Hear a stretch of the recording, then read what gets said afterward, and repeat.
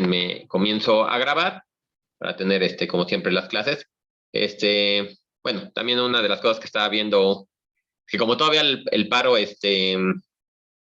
no se levanta en la facultad y ya estamos muy apretados también de tiempo allá, entonces les quería pedir permiso. Bueno, si alguien tiene, más bien al revés sería, si alguien tiene algún problema que me lo dijera, si quiere después o en algún otro momento. Si alguna cosa así va a ser un semestre de 6 semanas, entonces va a ser de locos. Como les decía ya hace mucho, pues yo estuve en la huelga del 99, no saquen cuentas, que ya estaba en ese año en la universidad, y nos hicieron eso, ¿no? O sea, es verdad que no se va a perder el semestre, pero en aquel entonces, como fue un año completo, y la universidad quería que, o sea, si tú estás en el 99, en el 2004 ya estés egresado, entonces fue apretando todos los semestres y entonces yo nunca conocí lo que son unas vacaciones de verano, como las que ustedes van a tener ahorita, van a tener prácticamente un mes de vacaciones, esas cosas yo no las conocí, y semestres en lugar de 16 semanas, que eran de 14, 13 semanas, súper apretados, sin vacaciones. No, fue horrible, porque obviamente no, necesita las vacaciones para... Sí, exactamente, ya estaban reducidas, ya estaban reducidas porque apenas estábamos recuperándonos del COVID, y ahorita pues se va a ser más reducidas para ellos, ¿no? Ustedes también. De hecho, digo, nada más para terminar este paréntesis que estaba haciendo, mi recomendación es que intenten conectarse con algún investigador, alguien que les guste qué está haciendo, porque son demasiado largas las vacaciones. O sea, está bien tener 2, 3 semanas, pues sí nos sirve. Tengo 40. Este, pero sí les sirve como de descanso, pero ya unas vacaciones tan largas a mí se me hace muy, muy, sí, no, les digo, ustedes no habían nacido cuando fue la huelga del 99, entonces les han contado que existió esa huelga. Pero bueno, nada más para terminar esto, digo, conéctense con algún investigador, alguien así como, pues empezar a introducirse, para aprovechar ese tiempo, no se aburran en su casa, y que no sean unas vacaciones tan largas, ¿no? Eso sí, va a ser muy, muy pesado en cuanto a vacaciones. Digo, obviamente sí descansen. A ver, les quedaba viendo, ya tenemos aquí. Yo le di clases no sé ustedes si conocieron a Carlos, pero bueno, al niño genio Carlos yo le di clase. Entonces sí me tocó uno de 12 años.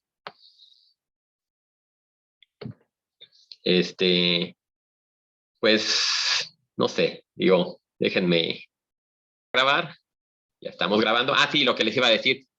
Como está ahí, les digo, no se ha levantado el paro. Yo quería preguntar si alguien de ustedes tiene problemas en que las clases que estoy grabando ahorita con ustedes se las pase a los de ciencias de la computación. De alguna manera el temario era muy similar entre ellos. Entonces, por ejemplo, esta parte que vimos primero de álgebra lineal, sin romper el paro, porque bueno, no estoy dando clases, simplemente le estaría pasando los videos de las clases. Entonces, si ustedes no tienen ningún inconveniente, sí me gustaría que se las pasara. Ellos pueden ir avanzando un poquito sin que rompamos el paro. Entonces, esa sería la petición que tendría para ustedes. Si no tienen problema, bueno, ya tengo muchas manitas alzadas. En el otro caso, pues, si alguien tiene un problema, algo que no le gustaría, pues ya, me lo comenta y no pasa nada, ¿no? Hay otras formas, pero bueno, gracias. Y y para que ellos vayan avanzando, no se haga un semestre de 6 semanas, a lo mejor sea de 7, ¿no? Aquí lo que quiero es cortar, por ejemplo, la primera parte, que es álgebra lineal, porque ellos llevan otra materia de álgebra lineal, entonces no se pierde tanto en esa parte.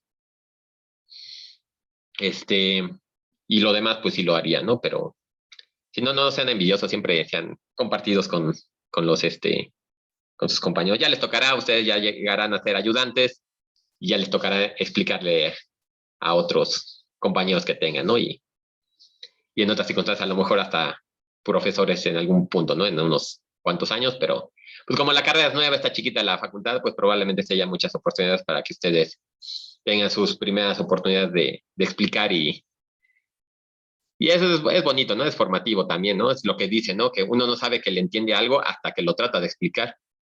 Entonces sí, o sea, yo cuando empecé a dar clases me di cuenta de muchas cosas que no había entendido del todo, que pensé que sí las dominaba y no era cierto, ¿no? Hasta que se cubre este aspecto es cuando uno puede eh, asentar bien sus bases, ¿no? Por lo menos en matemáticas, ya será ustedes para a lo mejor otras materias, ¿no?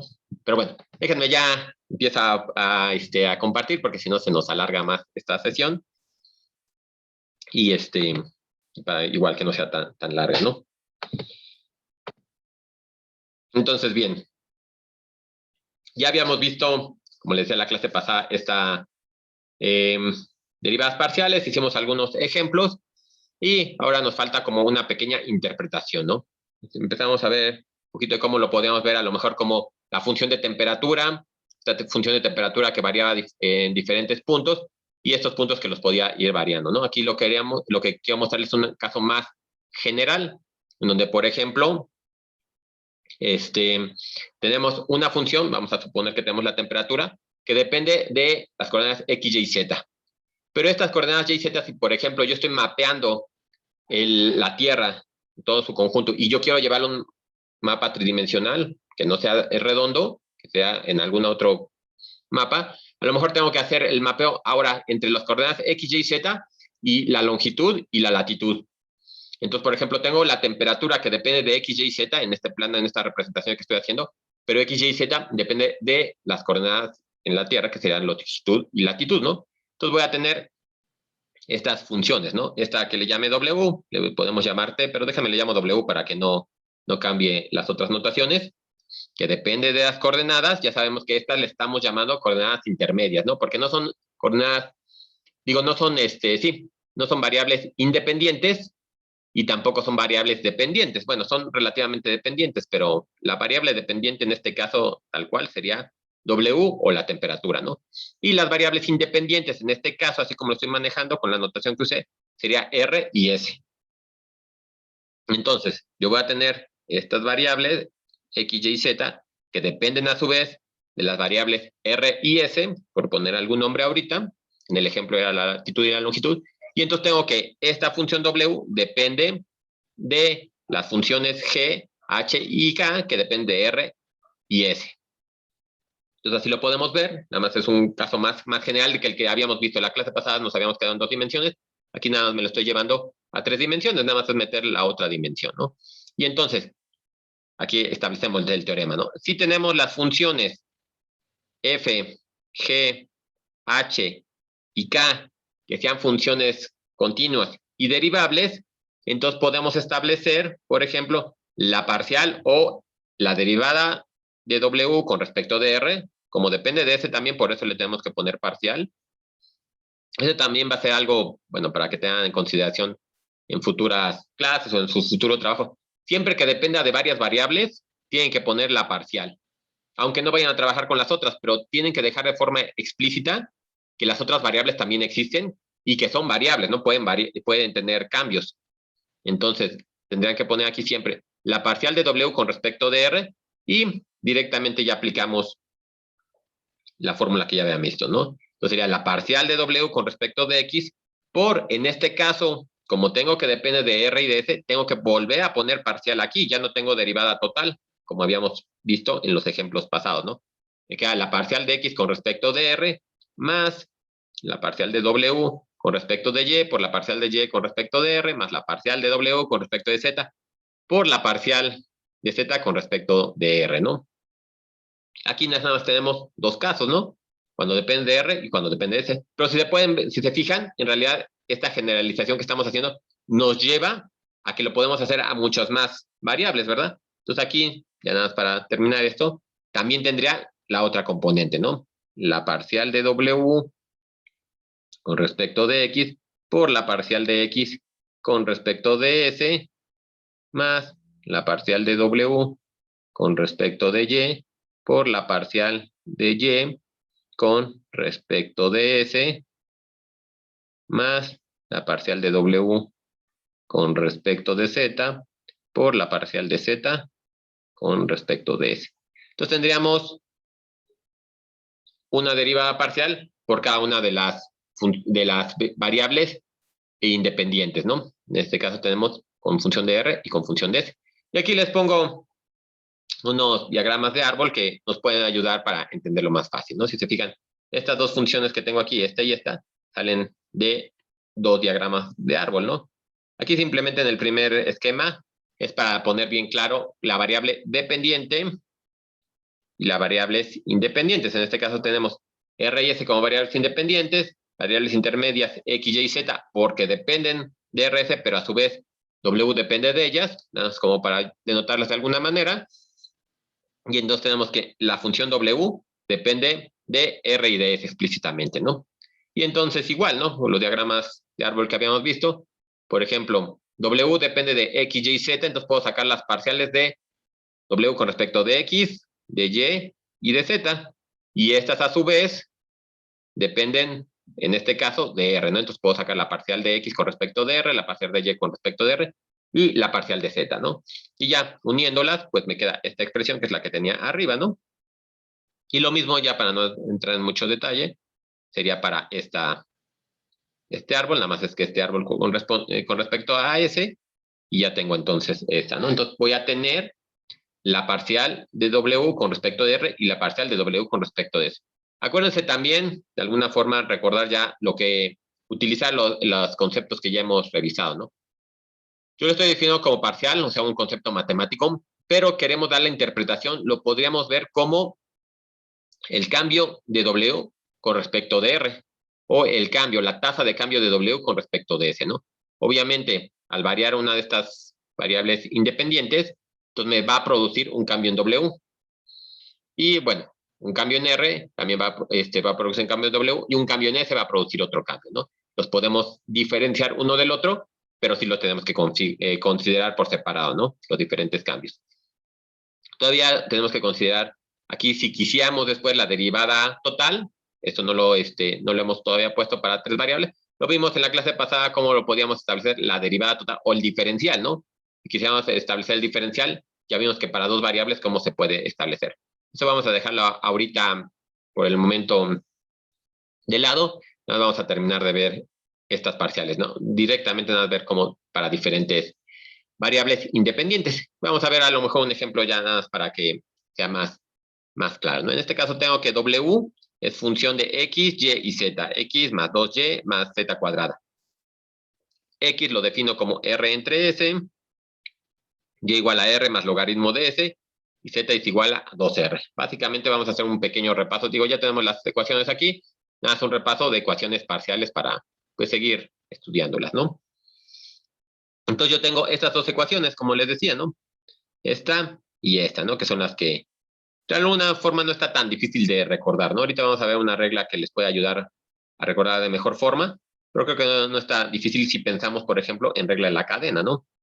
Tenemos la parcial de W, el cambio de W con respecto de X y el cambio de X con respecto de R, porque estoy viendo cómo cambiaba W con respecto de R, ¿no? Obviamente, si estudio el cambio en X, también lo tengo que hacer el cambio en Y y en cambio de Z, ¿no? Lo mismo si estoy viendo ahora los cambios con respecto de S.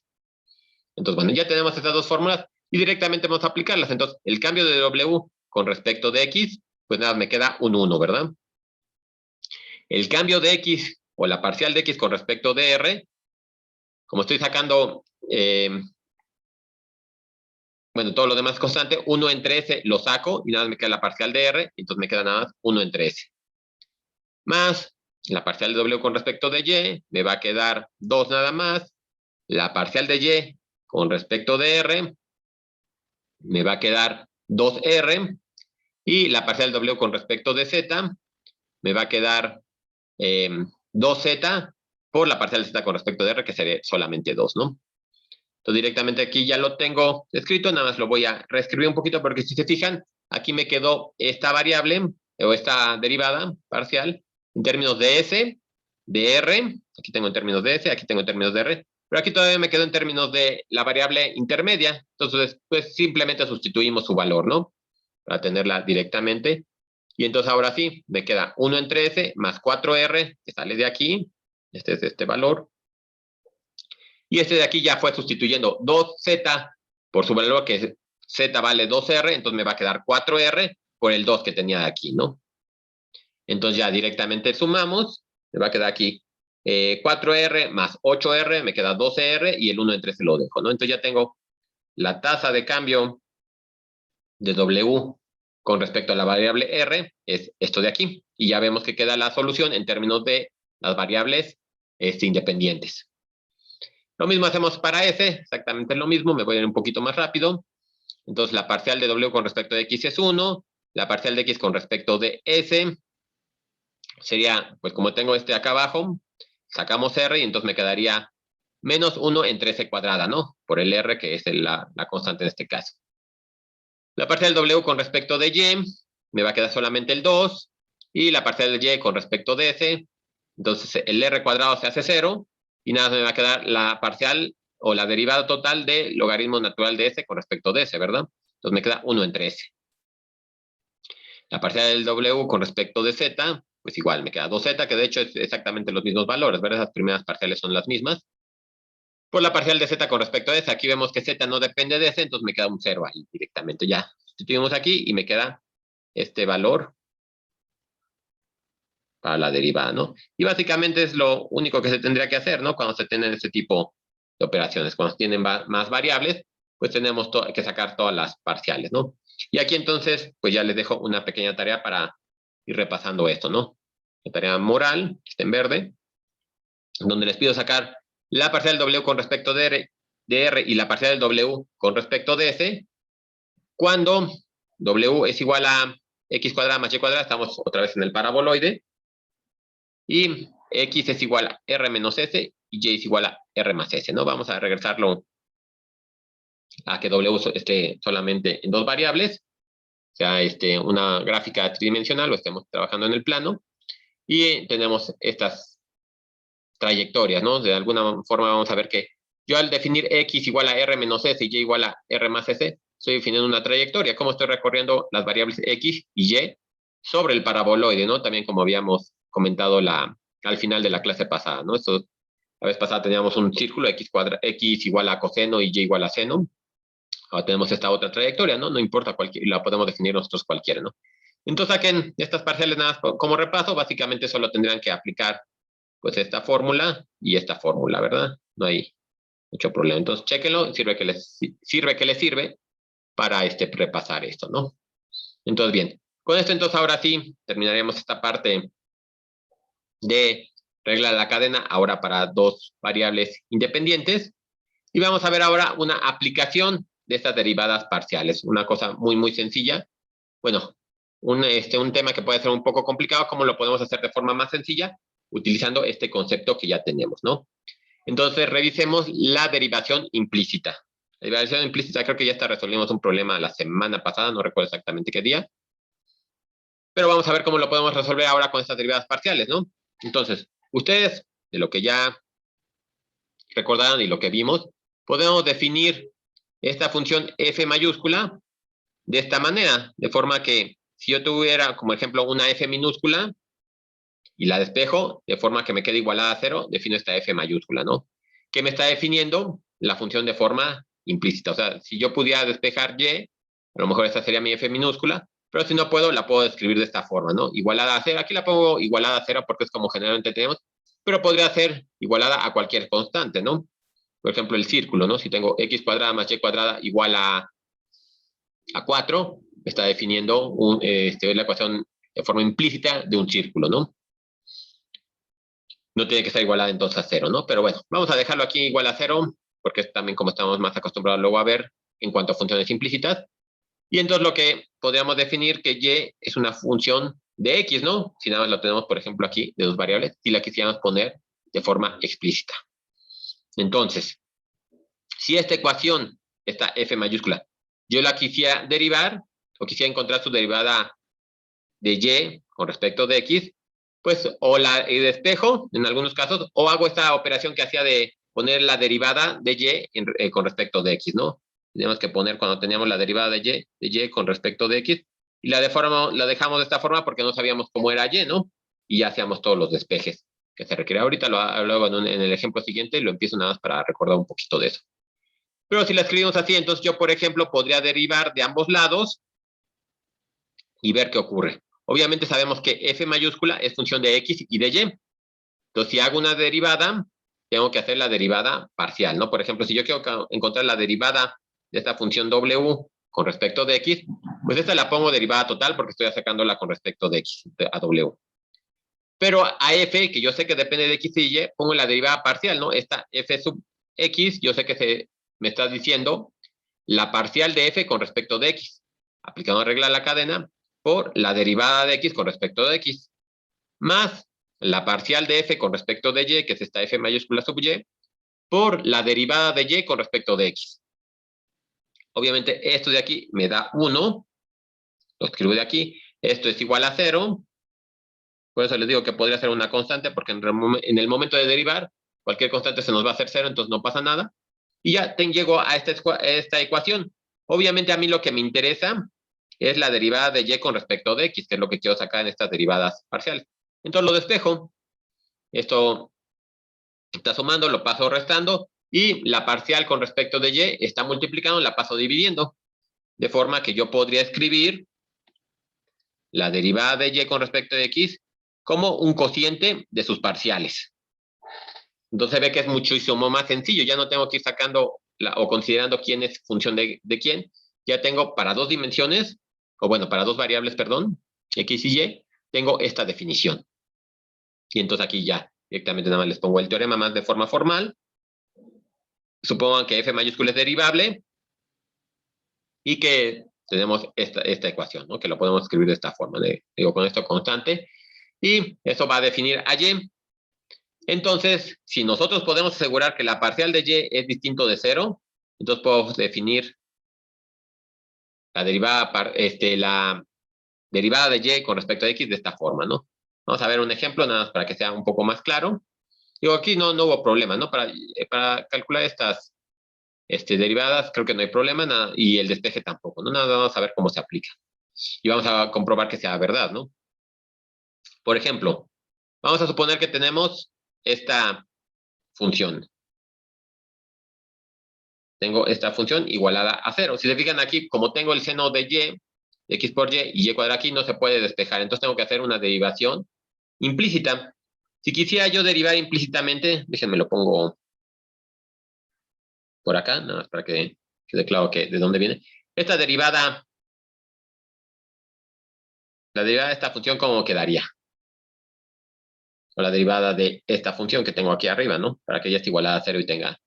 Entonces yo lo que tendría que hacer es, bueno, lo voy escribiendo, que sería la derivada del primer término, que sería 2y por la derivada de y con respecto de x, ¿verdad? Tendríamos que hacerlo de forma explícita esta derivada. Menos 2x, directamente ya termino, menos esta de acá, la derivada de seno es coseno, coseno de x por y esto por la derivada de lo de adentro. La derivada de lo de adentro tengo un producto, ¿verdad? Entonces sería el primero por la derivada del segundo, entonces me quedaría el primero por la derivada del segundo, más el segundo por la derivada del primero. La derivada del primero es 1, entonces nada más me quedaría más y. Entonces aquí lo que faltaría hacer, eso se lo dejo a ustedes para que lo terminen, ya está derivada, nada más lo que tendríamos que hacer es, ya saben que era este y este, factorizarlo. Lo factorizamos, pasamos y esto es igual a 0, ¿verdad? Claro. De ahí partimos, ¿no? De este de aquí era igual a 0. O a una constante cualquiera. Entonces, factorizamos este de y en dx y lo despejamos, ¿no? Y ya eso me da la ecuación. Que digo, no fue excesivamente complejo, pero sí hay que tener cuidado de quién es la función que está variable de la otra, o sea, quién es de y en dx, y hacer los despejes, ¿no? Vamos a hacerlo con el teorema que acabamos de establecer para que veamos que es mucho más sencillo. Entonces, por ejemplo, yo tengo que f mayúscula es esta función. Ya sé que está igualada a 0 porque eso es lo que nos está pidiendo el teorema, ¿verdad? Entonces sacamos sus derivadas parciales, ¿no? F mayúscula sub x es igual a la parcial con respecto de x de f, que sería la parcial con respecto de x de y cuadrada menos x cuadrada menos seno de x por y. Sacamos la parcial con respecto de x. Como tengo esta y cuadrada, esta se hace 0. Aquí me queda menos 2x menos la derivada de seno, que es coseno de x por y, por la derivada de lo de aliento con respecto de x. Entonces nada, me queda y. Entonces obtengo, esta es la parcial de la función con respecto de x. Vamos a obtener la otra parcial. Acá voy a tener la parcial bueno, f mayúscula sub y es igual a parcial con respecto de y de f, que es la parcial con respecto de y cuadrada menos x cuadrada menos seno de x por y. Entonces me va a quedar 2y. Esta de aquí, la x se hace 0. Me queda menos la derivada de seno, que es coseno de x por y, por la derivada de lo de adentro con respecto de y. Entonces nada más me queda x, ¿no? Entonces ya tengo esta expresión.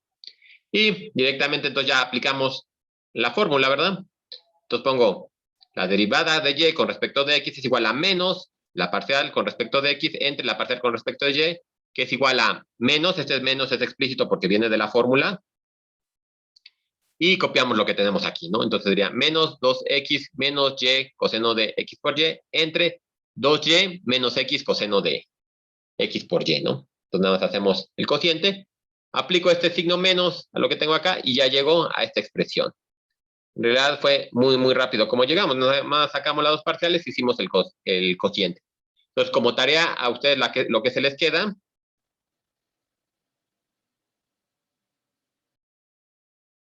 es corroborar eso, ¿no? Aquí lo único que tendrían que hacer es el álgebra, ¿no? Ya está derivada. Solo despejen este valor y este valor, ¿no? Factorícenlo, despejenlo. Y si todo lo hicimos bien, tienen que llegar a la misma ecuación que llegamos aquí. Entonces, bueno, chéquenlo. Nada más para que estén ustedes seguros que sí es verdad. Digo, matemáticamente no tendría sentido que no lo fuera. Todo lo hicimos correcto, pero de todos modos, chéquenlo ustedes. Sirve que repasan un poquito del álgebra, ¿no? Bien. Entonces, fue mucho más sencillo de esta forma. Pero bueno, ahora podemos extender este procedimiento a más variables. Aquí tenemos mi función f, que depende solo de x y de y. Pero podría tener una función más compleja que dependa de x, y z. Obviamente, ya es que aquí. Obviamente esto de aquí, bueno, aquí es más fácil de verlo. Yo tengo aquí una curva escrita de forma implícita, ¿no? Es una curva, sigue siendo, o sea, tengo la y que depende de x, nada más tengo una curva. Aquí, cuando ya tengo tres variables, yo voy a seguir teniendo una superficie.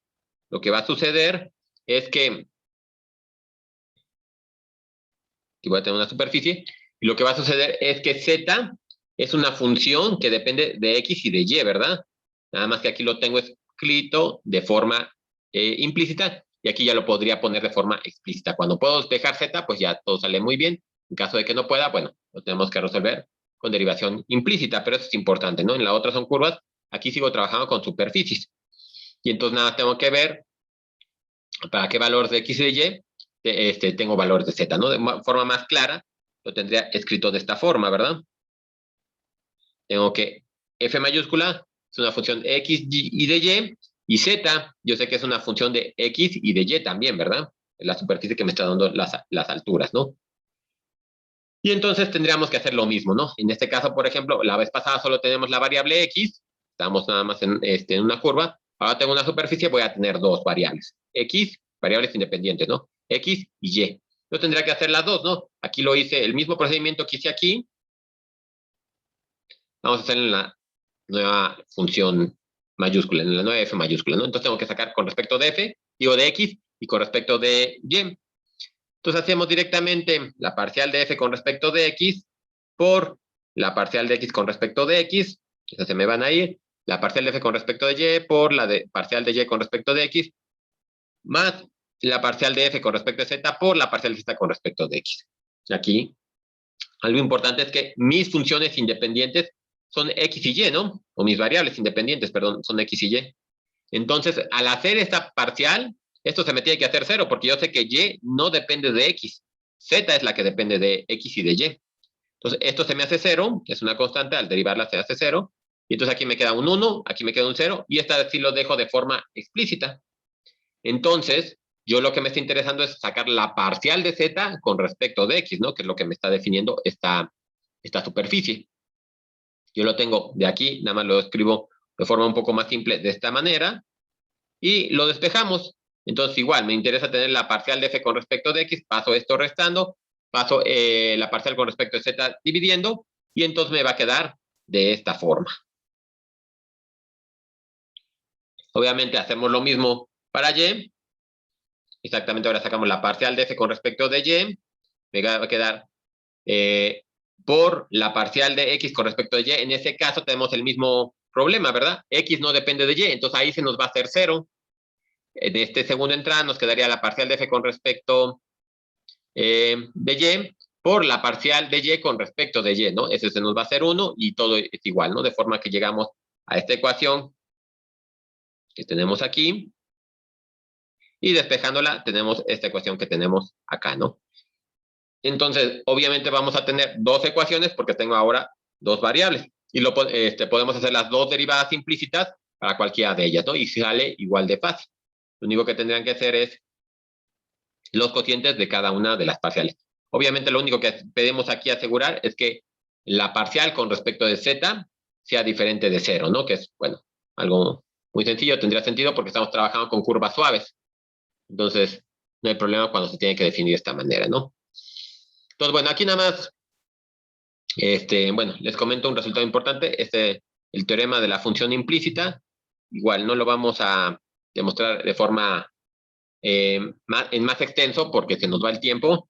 Ya casi, bueno, ya nos quedan 20. Pero lo que nos está estableciendo son las condiciones para que esto exista, ¿no? Lo que básicamente necesitamos es que las derivadas sean continuas y existan en una región abierta. Ya sabemos que necesitamos que sea una región abierta alrededor de un cierto punto, que es donde vamos a estar calculando, ¿no? Hablo de una región abierta de forma general, porque ahorita vamos a hacer la generalización a más variables, ¿no? Entonces puede ser cualquier, ¿no? Y tengo mi función, que está igualada, como les decía en los casos anteriores, pues más general a una constante cualquiera, ¿no? Y lo único que le pido es que f de z sea distinto de 0, ¿no? Entonces, por ejemplo, en este caso, ahora para tres variables podemos encontrar las dos parciales, ¿no? Ya no vamos a hacer la comprobación aquí, para no hacerlo tan largo, o bueno, no se los voy a dejar de tarea, pero igual, ¿no? Entonces voy a sacar la parcial de z con respecto de x, la parcial de z con respecto de y, de esta función, ¿no? Que está igualada a 0, ¿no? O a una constante cualquiera. Pues solo hay que sacar todas las parciales, ¿no? Necesito sacar la parcial con respecto de x, la parcial con respecto de y la parcial con respecto de z. Entonces, la parcial con respecto de x cúbica más z cuadrada más a la x por z más z por coseno de y. Entonces, la parcial de x del primero me queda 3x cuadrado. Del segundo entonces no depende, porque en este caso, como tengo x, y, z son mis variables independientes, entonces z no depende de x. Entonces, esto se me hace 0. Y por e a la x por z, sacamos y entonces me va a quedar bueno, derivar esto de aquí, me va a quedar entonces z por y por la exponencial de x por z, ¿no? Creo que queda claro. Si alguien tiene duda de esta derivada, no hay problema, lo podemos revisar cómo hacer esto, pero pues es como si fuera una constante la z en este caso, porque estamos haciendo la parcial con respecto de x y la sacamos, ¿no? O la bajamos. Y esta que no, y bueno, es que solo tiene z y y, pues obviamente se nos hace 0, ¿verdad? Porque estamos sacando la parcial con respecto de x. Entonces nada más tenemos este valor de aquí. Vamos a sacar la parcial con respecto de y, lo mismo, ¿no? X no depende de y, entonces me hace 0. Z no depende de y, se me hace 0, y entonces nada más me queda la parcial de este término, me va a quedar entonces solo la exponencial de x por z, y como estoy sacando solo con respecto de y, me va a quedar menos z seno de y, ¿verdad? Entonces ya tengo esto de aquí. Ya tengo la parcial con respecto de x con respecto de y, me falta la de con respecto de z, que es la que tengo que asegurar que sea diferente de 0, ¿no? Entonces, aquí, bueno, esto se me hace 0, aquí me va a quedar 2 por z, más, aquí estoy sacando con respecto a z, entonces lo que voy a tomar constante va a ser x, entonces me va a quedar x por y por e a la x por z, más coseno de y, ¿no? Entonces, obviamente, esto no se hace 0 porque en el 0,0, que es el 0,0,0, se me podría hacer 0 aquí, pero el coseno la salva, ¿verdad? El coseno de 0 es 1, entonces no hay problema con eso. Y entonces voy a tener que esta no se hace 0, entonces no tengo problema. Puedo asegurar esta condición de aquí. Y entonces ya nada más hago, bueno, esto es lo que le está comentando. Esta parcial en 0,0 no se me hace 0 por el coseno, me queda 1. Y existe la función en el punto, ¿no? No hay mucho problema, es una función suave. No la podemos graficar, obviamente, por cómo está escrito. Bueno, sería cosa de ver GeoGebra. La verdad no me acuerdo si puede graficar implícita. Bueno, esa sí, háganlo de tarea, intenten graficarla en GeoGebra.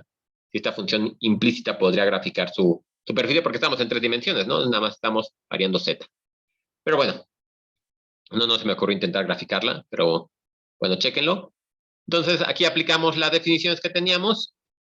Pasamos la parcial de z con respecto de x y la parcial de z con respecto de y. Nada más hacemos los cocientes y muy fácilmente las tenemos, ¿verdad?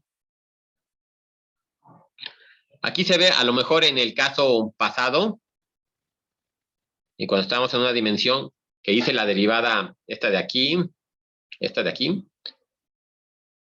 a lo mejor no se aprecia tanto cuánto se puede ahorrar uno aplicando estas derivadas parciales. Porque, bueno, de alguna manera se puede hacer, ¿no? Ya cuando estamos en este caso, a lo mejor sí es un poco más complejo hacerlo ahí, ¿no? Porque tendremos que estar viendo cuál es la parcial, todo eso, y tenemos que hacerlo 2 veces todo el procedimiento, ¿no? En cambio aquí, solo sacamos, digo, cuál es la derivada con respecto de cuál variable. En cambio aquí solo sacamos las parciales y es muy sencillo, ¿no? Entonces aquí se aprecia más cuál es la ventaja de utilizar estas derivadas parciales para sacar estas derivadas implícitas. Y bueno, entonces igual, ¿no? Como la vez pasada, les dejo una tarea aquí para que la repasen, ¿no? Entonces saquen la parcial de z con respecto de x, la parcial de z con respecto de y, de esta función, ¿no?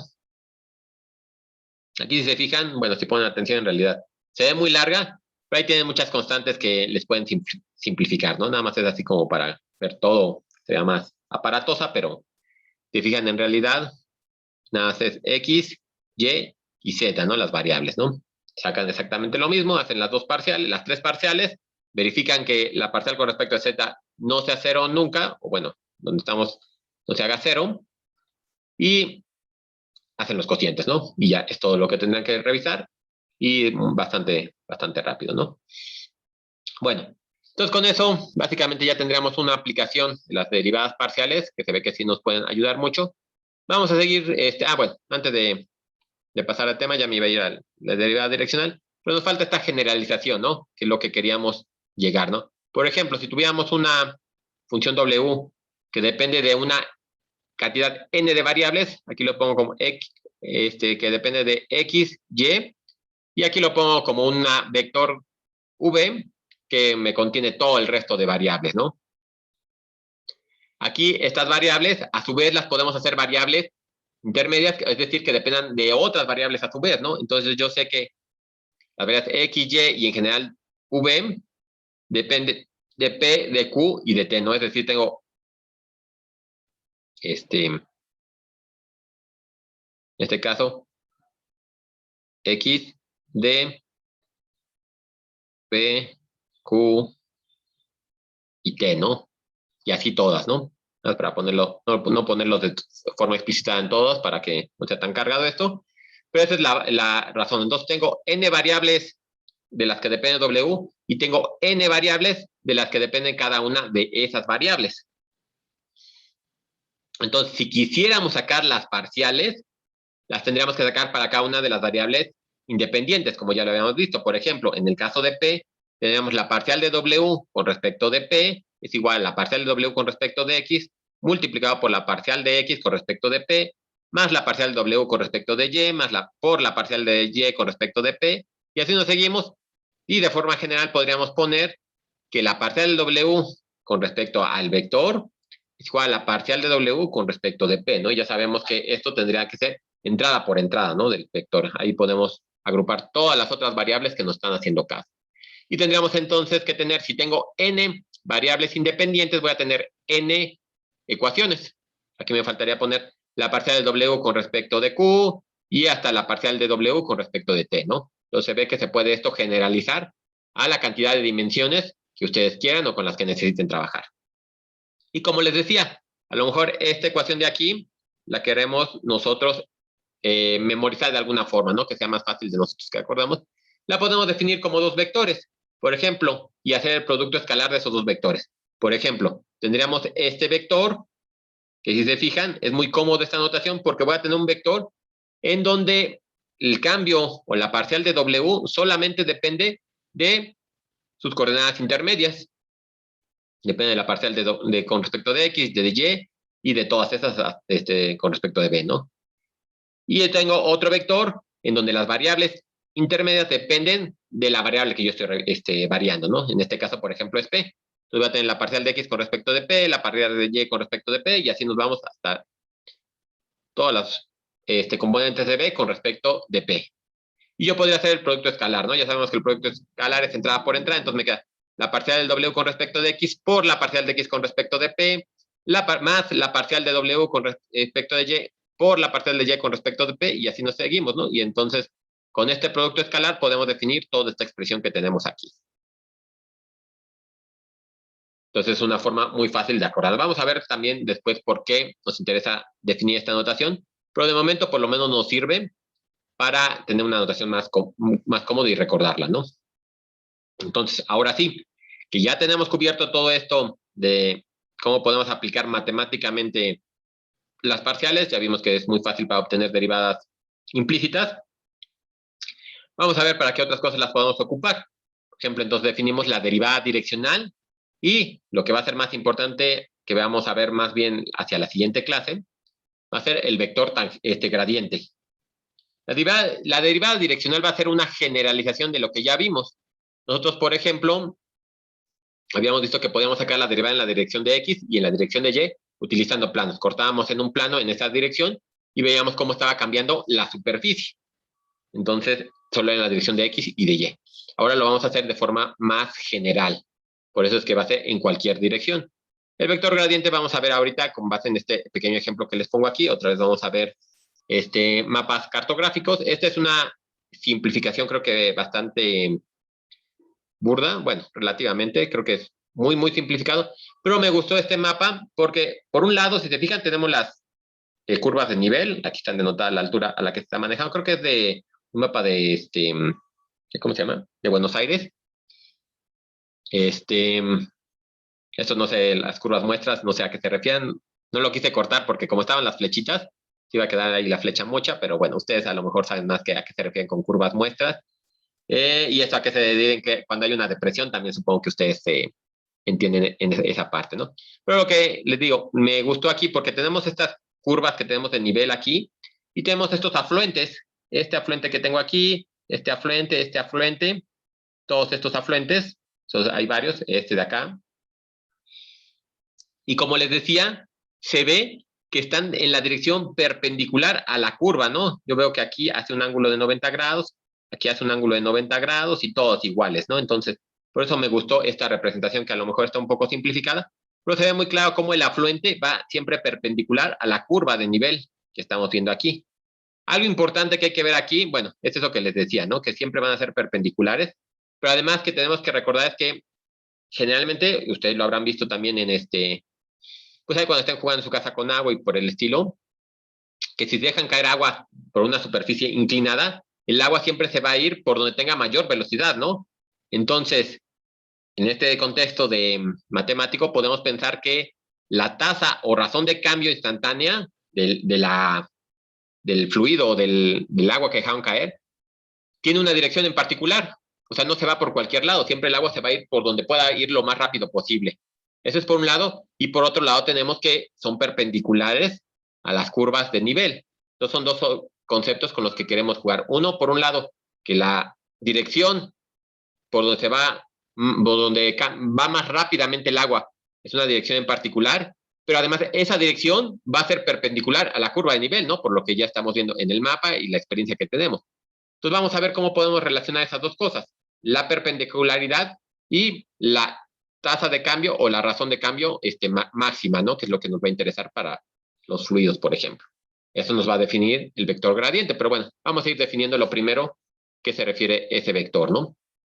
Pero primero entonces vamos a las derivadas direccionales, ¿no? Entonces, lo que nosotros teníamos es que si teníamos, por ejemplo, una función f que dependía de x y de y, eso me generaba, por ejemplo, una superficie. Y a lo mejor en esa superficie yo me quiero mover por una trayectoria, para lo cual definíamos x de esta forma y y de esta forma. Eso me define, como vimos en el ejemplo de la clase pasada, el coseno y el seno. Se definía una trayectoria circular, aquí lo podemos hacer de forma más general. Entonces, si yo me quiero mover sobre la superficie por la trayectoria que estoy definiendo cuando va variando el parámetro t o el tiempo, como lo quieran ver, lo podríamos definir rápidamente de esta forma, ¿no? De cómo está cambiando f con respecto a t, y su cambio está definido por estas dos derivadas, ¿no? Aplicando ya las reglas que de lo que ya hemos visto, ¿no? Esto ya no hay mucho problema. Y esto lo podríamos hacer para cualquier punto, ¿no? Me paro en un punto en la superficie, yo tengo que ese punto está definido de esta manera, y veo cómo va cambiando el movimiento en la dirección de esa curva también, ¿no? Por ejemplo, para verlo de forma más simple, pensemos, por ejemplo, que tenemos, en lugar de una curva más compleja, una línea recta. Tomamos una línea recta, en donde recordaremos, por ejemplo, que la línea recta, la ecuación paramétrica de una recta, ¿cómo la podríamos describir? Podríamos poner x igual a x0 más t veces, por ejemplo, para usar la notación que tengo aquí, un vector. De forma que yo tenía un punto por donde pasaba la recta y la dirección del vector, bueno, este en realidad ya no sería un vector, porque como lo estoy considerando considerando la componente y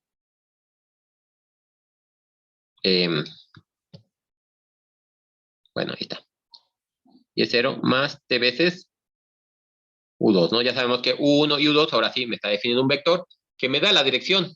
Entonces, por eso creo que es un poco más sencillo verlo con una línea recta. Entonces, supongamos que tenemos la línea recta y este parámetro t, de forma más general, como ya lo también estuvimos discutiendo, vamos a suponer que es el parámetro definido por la longitud de arco.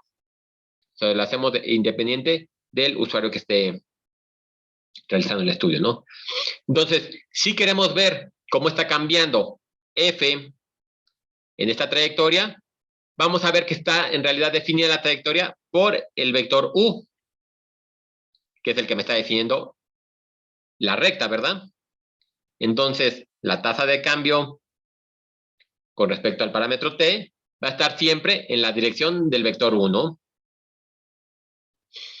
Y entonces así, si nosotros, ya de forma más general, ahorita lo estamos haciendo en rectas, pero si nosotros vamos cambiando este vector u, nosotros podríamos ir viendo cómo va cambiando en diferentes direcciones. Esa va a ser la base de lo que estamos haciendo, ¿no? Originalmente lo habíamos hecho en x y y. Ahora, por ejemplo, el caso muy simple, pensando en una recta, lo puedo hacer en las diferentes direcciones que pueda tener u, y yo puedo entonces ver cómo está cambiando la superficie, ¿no? Bien, vamos a hacerlo a lo mejor un poco más matemático, esto que hemos nada más ahorita platicado. Entonces vamos a suponer que tenemos una función f, como les decíamos, que me define una superficie. Tenemos un punto en la superficie P0, definido por x0 y y0, y me quiero mover, o quiero ver cómo está cambiando esa superficie en la dirección del vector u, definido por u1 y u2 en y j. Entonces, lo que podemos hacer es establecer las coordenadas x y y con sus ecuaciones paramétricas. Yo sé que me quiero ver cómo está cambiando en la dirección de u, pues pongo las rectas en esas direcciones, ¿no? Aquí ya lo pongo de forma más explícita el parámetro S, como estamos acostumbrados, pero es una recta cualquiera, ¿no? El parámetro S es la longitud de arco. Entonces, siguiendo la analogía también de lo que habíamos visto la clase pasada, yo podría definir la tasa de cambio de F con respecto de S. La vez pasada lo hacíamos, por ejemplo, en la dirección de X yo hacía el F de X más delta de X, ¿no? Y mantenía Y constante.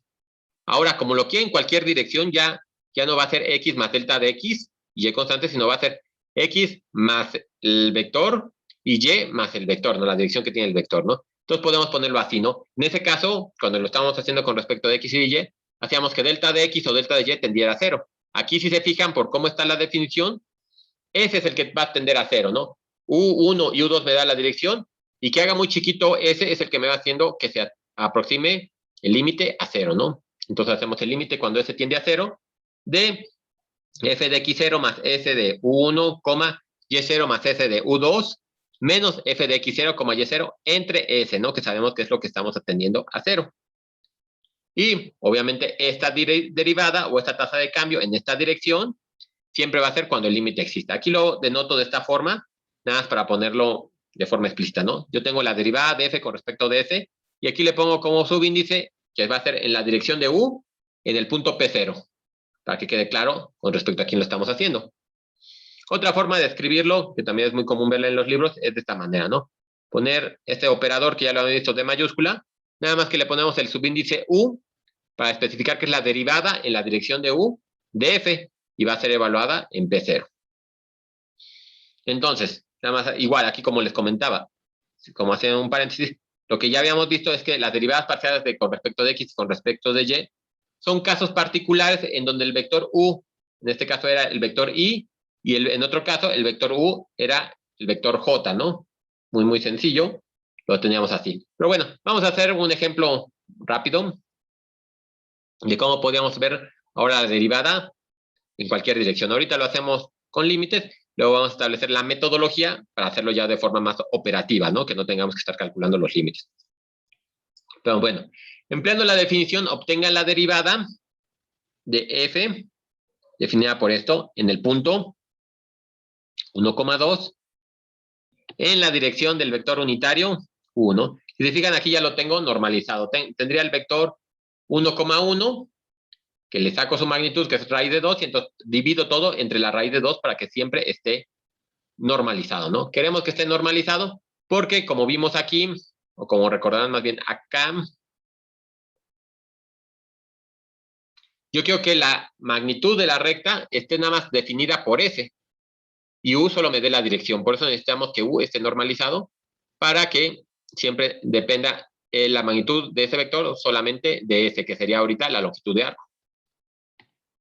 Entonces ya tengo el vector aquí normalizado directamente y directamente aplicamos la definición que teníamos, ¿no? Entonces tengo que la derivada de F o la tasa de cambio de F con respecto de S en la dirección de U en el punto P, dado por el límite, y esto que ya tenemos escrito acá arriba, y eso sustituyendo, yo sé que la primer componente X0 más SU1 va a estar definido por esto, ¿no? Bueno, más que por eso, por la recta, ¿no? Entonces yo lo quiero poner en la recta, esto de aquí, esta recta, ¿quién es? Sería X0, pues X0 es este punto de aquí, sería el 1, ¿no? Y S por U1, yo sé que U1 en este caso es 1 sobre raíz de 2, entonces directamente lo pongo, S por 1 sobre raíz de 2. Y para el componente Y, voy a tener Y0, que es 2, más S por otra vez, en este caso particular, es igual, me queda 1 sobre raíz de 2. Entonces ya tengo las componentes ya explícitas de la función cuando me estoy moviendo sobre la recta, esta recta definida por S. Y bueno, menos el punto F de X0, Y0, ese directamente lo ponemos componentes. Entonces ahora sí, ya que tenemos bien las componentes como son, aplicamos la definición para esta función en particular. Entonces me queda X cuadrada, directamente esto que está aquí lo pongo al cuadrado, entonces me queda 1 más S entre raíz de 2 al cuadrado, más X por Y. Entonces me va a quedar 1 más S sobre raíz de 2 por 2 más S sobre raíz de 2, ¿no? Ese sería el producto de X por Y. Menos la función evaluada en el punto, ¿no? Me quedaría 1 al cuadrado más 1 por 2. Ese no hay problema, ¿no? Entonces, bueno, directamente haciendo el álgebra, aquí me va a quedar el igual al cuadrado, me va a quedar 1 más el doble producto del primero por el segundo, me va a quedar 2S entre raíz de 2, más el cuadrado del segundo, que me queda S cuadrada entre 2, más el producto de estos, ¿no? Me va a quedar 1 por 2, 2, 1 por S entre raíz de 2, más 2 por S entre raíz de 2, me va a quedar 3S entre raíz de 2, ¿verdad? Más S por, bueno, S entre raíz de 2 por S entre raíz de 2, entonces me va a quedar S cuadrada entre 2. Entonces directamente nada más sale del álgebra, menos el 3 que tengo aquí, ¿no? Entonces igual, siguiendo con el álgebra, aquí yo tengo un 1 más 2, me va a quedar 3, menos 3, me queda ahí, bueno, se me hace 0, ¿no? Se va con el 3 con ese menos 3, y nada, me va a quedar 2S entre raíz de 2, más 3S entre raíz de 2, me queda 5S entre raíz de 2. Más S cuadrado entre 2, más S cuadrado entre 2, nada más me queda S cuadrado, ¿no? Aquí tenemos S aquí y S acá, me puedo llevar las S con el S que está en el denominador, que es el que me estaba aquí haciendo la indeterminación. Entonces ya puedo aplicar el límite de 5 entre raíz de 2 más S. Esta es una S. Es que ahorita le vi como cara de 5, pero es una S. Bueno, no sé si lo puedo mejorar mucho, pero bueno. Ahora sí, aplicamos el límite y obtenemos este valor. ¿Qué es lo que me está diciendo? Me está diciendo cómo cambia la superficie en esa dirección, ¿verdad? En este caso aquí se los pongo para no ocupar más espacio del documento. Aquí les puse la superficie. Entonces tenemos esta superficie que es la que me define la x cuadrada más x por y. Es como este hiperboloide, no sé qué sea. Les pongo el punto aquí, el punto A es el punto que tenemos, el 1,2. Y aquí, no lo quise trasladar para que no se encimara. Esta es la dirección, ¿no? Entonces, en esta dirección, en la que tengo esta flechita, yo quiero saber cómo va cambiando la superficie, que se ve en este caso que crece, ¿no? La superficie va creciendo. Yo le pongo la flecha hacia arriba, pero esa flecha no me está diciendo la dirección. La dirección está dada por este vector. Entonces, en esta dirección, lo que yo veo que la superficie está elevándose, y se está elevando ¿cuánto? Pues esta cantidad, ¿no? 5 entre raíz de 2. Si yo, por ejemplo, estuviera por acá, a lo mejor le diría otra dirección, a lo mejor aquí parecería que va hacia abajo, y entonces obtendría un número negativo. Pero aquí lo importante es eso, ¿no? Que yo voy a poder ver cómo se está moviendo la superficie en esa dirección, ¿no? Así, en esa va hacia arriba. Y eso en esta dirección, ¿no? Aquí les pido, bueno, ya para terminar, para que se lo lleven de tarea también a casa, si quieren también podemos retomar si se les hace complicado, lo podemos retomar en la siguiente clase. Obtener la derivada o el cambio de f con respecto de s, ya saben que estamos haciéndolo con respecto de s ahorita, en la dirección de u, en el punto P0, para esta superficie. Entonces aquí tengo la superficie definida por 2x por y menos 3y cuadrada. Más o menos puse aquí la superficie. Y en la dirección u igual a 4,3, ¿no? Aquí les puse el 4,3. No quise poner el punto porque si se fijan, cuando sustituya el punto aquí, el 5,5, me va a dar un número muy grande, ¿no? Simplemente aquí le ponemos 5 por 5 por 2, me va a dar 50 ahí, ¿no? Aunque le reste algo, sigue siendo algo. Y entonces me aplastaba mucho la curva, ¿no? Digo, la superficie se me aplastaba mucho por bueno, por cómo se veía. Entonces, por eso no lo expresé aquí, pero lo que sí es importante es que quiero en esta dirección cómo se ve. Entonces, si pueden ustedes, grafíquenlo en GeoGebra también, esta superficie. Vean cómo se ve, grafiquen el punto también. Si quieren, también pueden graficar el vector con el comando vector. Igual pongan nada más así vector y les da las opciones. Es como grafique este punto. Y bueno, les da una idea más que nada, ¿no? Entonces tendrían que hacer para esta superficie, para este punto y para este vector, este procedimiento que hicimos aquí, ¿no? No está tan largo. Tiene que hacer este procedimiento. Obviamente, en este caso ya lo tenía normalizado. Aquí si nos fijamos, no está normalizado, ¿no? Tendríamos que sacar el vector unitario. De hecho, déjenme les pongo para que sea más. Voy a poner a este vector B para que ustedes cuando lo normalicen utilicen ya ahora sí la notación 1. Entonces podemos definir U como U entre B entre su norma, ¿no? U es igual al vector B entre la norma de B, ¿no? Yo nada más para que utilicen la misma notación. Y todo lo demás es igual, ¿no? Si se fijan, en realidad aquí estamos utilizando rectas para que sea más sencillo cómo nos aproximamos. Directamente lo ponen aquí, ¿no? Entonces ya no lo estamos haciendo únicamente sobre X y sobre Y, ¿no? Ya lo podemos hacer en cualquier dirección. Y eso nos quita, bueno, muchas restricciones que teníamos, ¿no? Por ejemplo, ya podríamos, si quisiéramos investigar un río que va por esta dirección, yo podría sacar a lo mejor el vector de dirección del río y podríamos ver cómo se comporta, ¿no? En este caso, obviamente, esto va hacia arriba, pero entonces a lo mejor la dirección ya sabíamos que va en sentido contrario de lo que acabamos de definir, ¿no? Ese sería un ejemplo. Ahorita, bueno, vamos a entrar más en detalle sobre el río, no quiero andar mucho en eso porque, bueno, nos falta definir el operador gradiente, que van a ver que también va a ser un operador que van a seguir ocupando, ¿no? Para muchas cosas, ¿no? Este simbolito que a lo mejor muchos de ustedes ya lo conocen, pero ya lo platicamos con más detalle en la clase que viene. Pero bueno, entonces vamos a dejarlo hasta aquí. Les dejo ya estas pequeñas tareas nada más para que vayan revisando. Sí, inténtenlo. Es importante que lo intenten para que, bueno, revisen sus operaciones. Bueno, esta sería nada más calcular el límite, pero estas también, ¿no? Más que nada me interesa que intenten estas otras, ya no sé dónde lo dejé, para que practiquen las parciales, ¿no? Por ejemplo, esta tarea, que practiquen las parciales, porque pues es con lo que vamos a seguir trabajando ya el resto del semestre y, bueno, en muchas otras cosas. Bueno, si ya no tienen dudas con bueno, de lo que vimos hoy, de las derivadas direccionales y de la regla de la cadena o de las derivadas implícitas. Entonces nos vemos mañana ya para terminar este tema y hacer unos cuantos problemas. Hasta luego. Dale, hasta luego. Nos vemos.